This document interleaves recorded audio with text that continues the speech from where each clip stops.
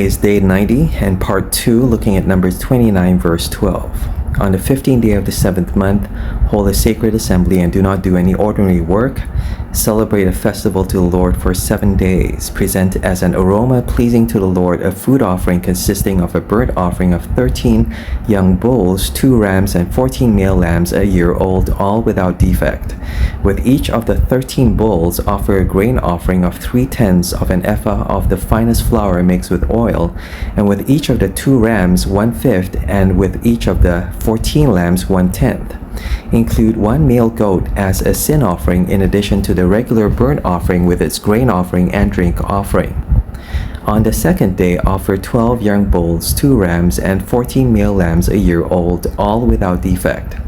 With the bulls, rams, and lambs, offer their grain offerings and drink offerings according to the number specified. Include 1 male goat as a sin offering in addition to the regular burnt offering with its grain offering and their drink offerings.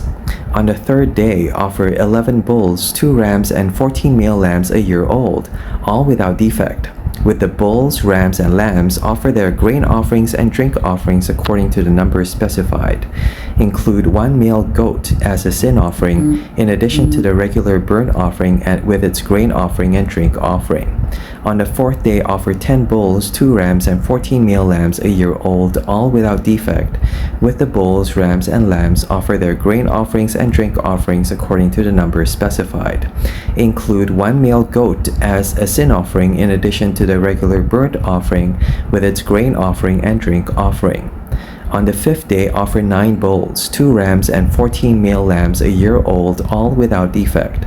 With the bulls, rams, and lambs, offer their grain offerings and drink offerings according to the number specified. Include 1 male goat as a sin offering in addition to the regular burnt offering with its grain offering and drink offering. On the 6th day, offer 8 bulls, 2 rams, and 14 male lambs a year old, all without defect. With the bulls, rams, and lambs, offer their grain offerings and drink offerings according to the number specified. Include 1 male goat as a sin offering in addition to the regular burnt offering with its grain offering and drink offering. On the 7th day, offer 7 bulls, 2 rams, and 14 male lambs a year old, all without defect. With the bulls, rams, and lambs, offer their grain offerings and drink offerings according to the number specified. Include 1 male goat as a sin offering in addition to the regular burnt offering with its grain offering and drink offering. On the 8th day, hold a closing special assembly and do not do any of your ordinary work. Present as an aroma pleasing to the Lord a food offering consisting of a burnt offering of 1 bull, 1 ram, and 7 male lambs a year old, all without defect. With the bull, the ram, and the lambs, offer their grain offerings and drink offerings according to the number specified, including 1 male goat as a sin offering in addition to the regular burnt offering with its grain offering and drink offering. In addition to what you vow and your freewill offerings, offer these to the Lord at your appointed festivals, your burnt offerings, grain offerings, drink offerings, and fellowship offerings. Moses told the Israelites all that the Lord commanded him. Chapter 30. Moses said to the heads of the tribes of Israel, "This is what the Lord commands. When a man makes a vow to the Lord or takes an oath to bind himself by a pledge, he must not break his word but must do everything he said. When a young woman still having in her father's household makes a vow to the Lord or binds herself by a pledge, and her father hears about her vow or pledge but says nothing to her, then all her vows and every pledge by which she bounds herself will stand. But if her father forbids her when he hears about it, none of her vows or the pledges by which she bound herself will stand. The Lord will release her because her father has forbidden her. If she marries after she makes a vow or after her lips utter a rash promise by which she binds herself and her husband hears about it but says nothing to her, then her vows or the pledges by which she bound herself will stand.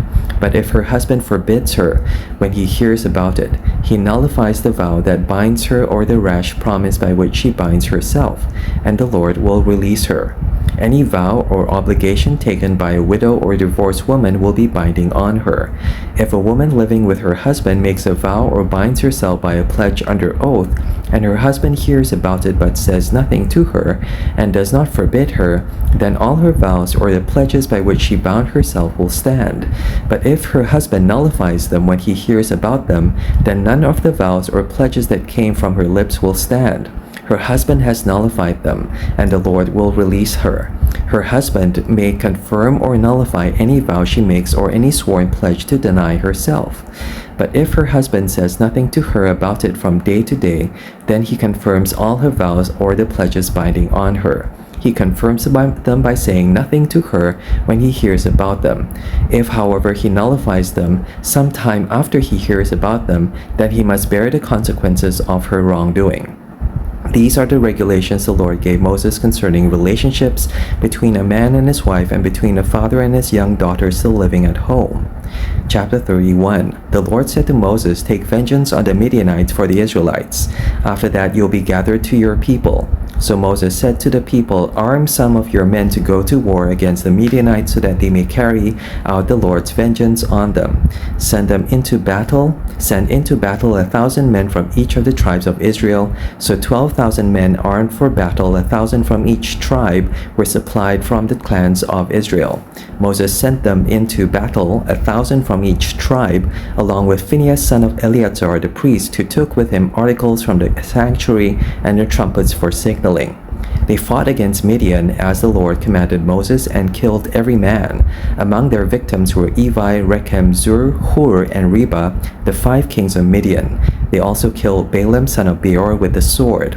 The Israelites captured the Midianite women and children and took all the Midianite herds, flocks, and goods as plunder. They burned all the towns where the Midianites had settled as well as all their camps. They took all the plunder and spoils, including the people and animals, and brought the captives, spoils, and plunder to Moses and Eleazar the priest and the Israelite assembly at their camps on the plains of Moab by the Jordan across from Jericho. Moses, Eleazar the priest, and all the leaders of the community went to meet them outside the camp. Moses was angry with the officers of the army, the commanders of the thousands and commanders of hundreds who returned from the battle. "Have you allowed all the women to live?" he asked them. They were the ones who followed Balaam's advice and enticed the Israelites to be unfaithful to the Lord in the Peor incident, so that a plague struck the Lord's people. Now kill all the boys and kill every woman who has slept with a man, but save for yourselves every girl who has never slept with a man. Anyone who has killed someone or touched someone who was killed must stay outside the camp 7 days. On the 3rd and 7th days you must purify yourselves and your captives. Purify every garment as well as everything made of leather, goat hair, or wood. Then Eleazar the priest said to the soldiers who had gone into battle, "This is what is required by the law that the Lord gave Moses. Gold, silver, bronze, iron, tin, lead, and anything else that can withstand fire must be put through the fire, and then it will be clean. But it must also be purified with the water of cleansing, and whatever cannot withstand fire must be put through that water. On the 7th day wash your clothes, and you'll be clean. Then you may come into the camp." Lord, thank you that there is no fear in love, but perfect love drives out all fear. Help me to love you and not be frightened of anyone or anything else.